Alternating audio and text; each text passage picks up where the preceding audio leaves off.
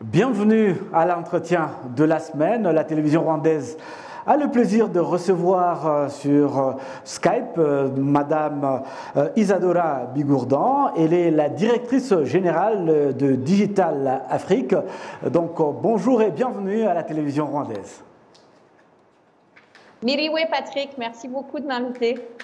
Voilà, donc en mai 2018, au cours des Vivatech, le grand rendez-vous du numérique, le président français Emmanuel Macron avait fait une annonce importante, une enveloppe de 65 millions d'euros aux startups africaines.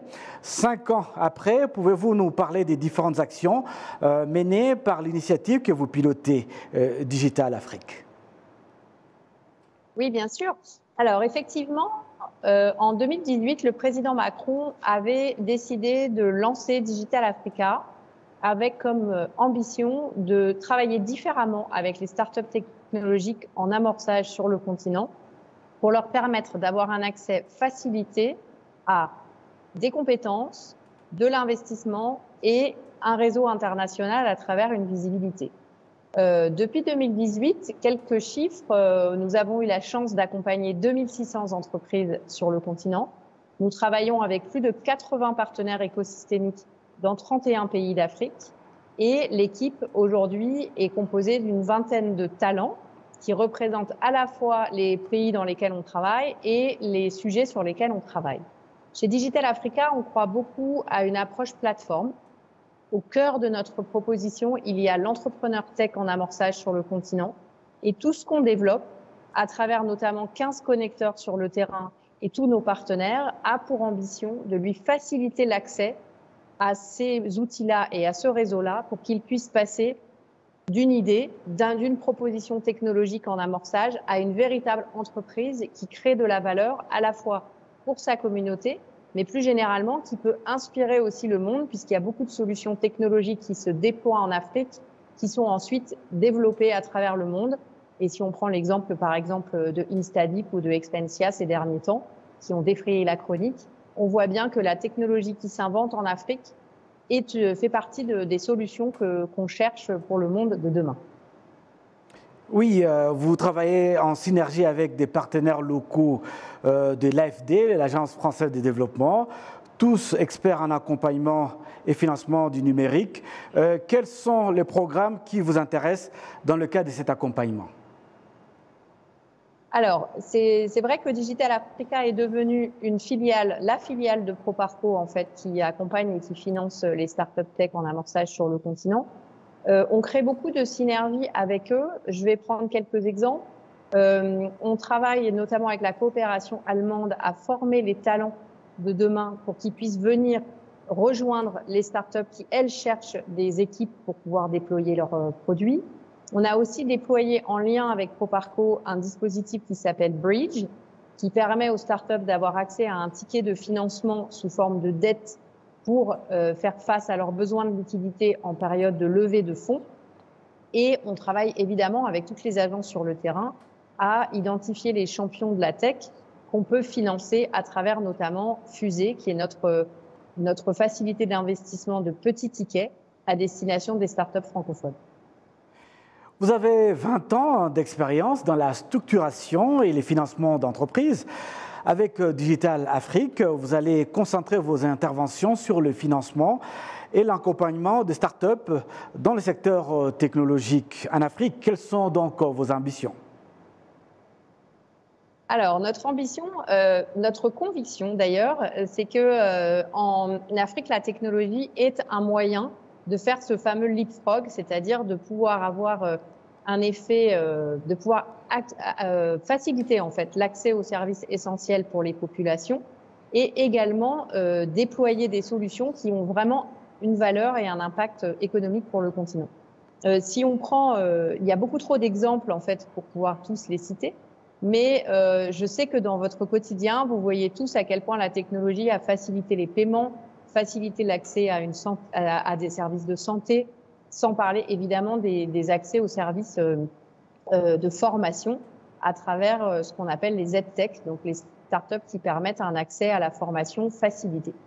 Nous, notre ambition, c'est vraiment de démontrer qu'en Afrique, il y a une approche spécifique de la technologie à travers un leadership conscient, c'est-à-dire des startups qui se créent avec une volonté d'apporter des solutions qui font du bien dans la communauté, c'est-à-dire qui améliorent les conditions de vie des gens concrètement, et en même temps une technologie qui est très poussée, avec un usage frugal, pour que ça puisse bénéficier au plus grand nombre. Donc notre ambition, c'est vraiment de pousser, de travailler avec ces champions de la tech pour que des startups créatrices de valeur économique, mais aussi de valeur sociale, puissent émerger sur le continent et rayonner aussi à travers nos réseaux internationaux, ailleurs que sur le continent, dans le monde entier. Votre conviction profonde, vous l'avez dit, que seule l'union entre opérateurs des financements et d'accompagnement dans une logique de communauté permet à des champions de propulser leurs entreprises. Expliquez-nous un peu tout cela. Alors, on ne va pas se cacher que l'aventure entrepreneuriale relève quelques challenges.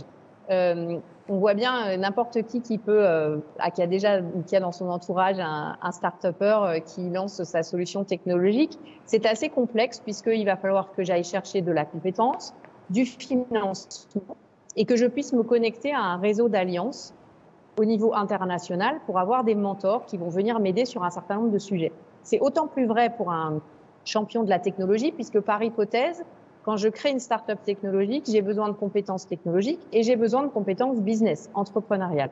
Donc nous, notre conviction, c'est que au moment le plus risqué, en fait, quand l'entrepreneur va se lancer au tout début, il a besoin d'une communauté, il a besoin d'une famille et il a besoin qu'on lui facilite cette aventure entrepreneuriale pour pas qu'il se décourage. Donc notre conviction est vraiment qu'il faut casser la solitude de l'entrepreneur parce que c'est eux qui détiennent la clé, en fait, d'un certain nombre de solutions pour l'accès, comme je disais, aux services essentiels et à d'autres possibilités. Et que ces entrepreneurs, nous, on les voit comme des champions, on les voit comme des héros, on n'est pas les seuls à le dire. Et on a envie de pouvoir s'engager à leur côté pour leur faciliter vraiment le déploiement de leur entreprise. Parce que notre conviction, c'est qu'une start-up peut grossir et doit grossir. Et à nouveau, il y a plein d'exemples sur le continent. Et je ne pourrais pas tous les citer, mais des Instadip, des Expensia, des Mcopa, enfin bon, il y en a tellement que ce serait trop compliqué de les citer tous, qui sont vraiment, grâce à la technologie, qui ont amélioré la vie des gens. Et pour ça, il faut une communauté. Il faut vraiment, et moi c'est un conseil que j'ai envie de donner à un entrepreneur quand il débute, surtout ne restez pas seul, parce qu'il y a beaucoup d'acteurs qui peuvent s'engager à vos côtés et qui peuvent vous aider à aller trouver les compétences, la connaissance, l'accès à la data, vous introduire à des investisseurs. Donc c'est vraiment important. Et notre conviction, c'est que c'est vraiment grâce à l'union de tous ces acteurs-là qu'on pourra faire émerger des champions de la technologie sur le continent.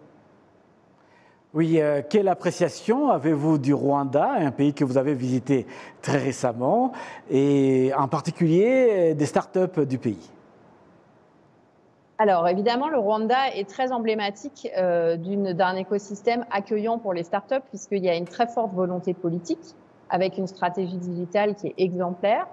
Il y a aussi en matière d'égalité homme-femme, qui est un sujet qui me tient beaucoup à cœur, le Rwanda est totalement est vraiment exemplaire en termes de parité et d'accès possible pour les femmes aux mêmes fonctions et aux mêmes métiers que pour les hommes. Nous, on croit beaucoup chez Digital Africa à la puissance des équipes diverses, à la fois en termes de compétences et de profils. Donc, pour nous, le Rwanda, enfin pour moi, ce qui est très intéressant, c'est que c'est un pays qui est un bac à sable extraordinaire puisque c'est un pays bilingue. On voit bien que l'écosystème, notamment à travers des structures comme Norsken et autres, est extrêmement dynamique. Il y a une forme de maturité aussi pour rayonner dans la région qui est vraiment très intéressante. Et ce qu'on peut voir aussi qui est intéressant et qui pour moi est un très bon indicateur, c'est que les talents rwandais restent au Rwanda ou reviennent au Rwanda pour développer des entreprises à partir du Rwanda pour rayonner en Afrique et ailleurs. Donc pour moi, c'est une indication et je pense que le fait que Norsken, par exemple, se soit installé là avec une vocation panafricaine n'est pas un hasard et des structures comme Smart Africa aussi. C'est un écosystème qui est accueillant pour l'entrepreneur, pour la technologie et qui et qui permet en fait de rayonner après dans la région et sur le continent. Donc je trouve que c'est très intéressant et une fois de plus, les talents ne s'y trompent pas puisque contrairement à beaucoup de pays d'Afrique qui ont à souffrir d'une fuite de talents, le Rwanda attire des talents et les talents rwandais qui sont partis se former à l'étranger reviennent parce qu'ils y voient une terre d'opportunités. Donc je pense que je suis pas la seule à le penser. Le Rwanda est vraiment un pays emblématique de ce point de vue-là, de ce que peut créer un écosystème favorable aux startup tech. Merci pour ces belles fleurs pour le Rwanda, pour sa population et son leadership. Du côté, comment améliorer dans le domaine des startups au Rwanda? Quels sont vos conseils? Quelles sont vos observations afin de les rendre plus efficaces? Alors pour moi, le gros sujet qui reste quand même, c'est l'investissement. Aujourd'hui, c'est 2% des fonds mondiaux investis dans le capital risque qui profitent à l'Afrique et c'est beaucoup trop peu. Moi, ce que j'aurais envie de dire, c'est que j'aurais envie d'appeler à une union au Rwanda pour financer en fait beaucoup plus, qu'il y ait plus de fonds d'investissement, qu'il y ait plus de business angels, encore plus qu'aujourd'hui, pour financer ces startups en amorçage. Et ce que j'aurais envie de dire aussi aux startups que j'ai pu voir dans le pays, c'est prenez conscience de cette chance de pouvoir évoluer dans du multilinguisme. Avoir le français et l'anglais, ça vous permet quand même d'avoir un accès au monde et au continent qui est vraiment spécifique et qui est très riche. Et donc les deux sujets sur lesquels je pense qu'il faudrait travailler aujourd'hui, c'est la dimension investissement, plus d'investisseurs et mieux préparer les startups à l'investissement, parce que ça c'est un gros sujet aussi. Les startups n'ont pas souvent de culture financière. Or, pour développer l'activité, il faut la financer. Et puis, la dimension aussi, prendre conscience de la chance de ce bilinguisme et de la possibilité de l'ouverture de marché que ça propose et que ça offre. Merci à notre invité. Je vous rappelle que notre invité est Isadora Bigourdan, qui est la directrice générale de Digital Afrique. Merci pour votre disponibilité pour répondre aux questions de la télévision rwandaise. Burakoze et Patrick, merci à tous de m'avoir écouté et let's make it happen. À très vite. See you next. See you, bye bye. Merci.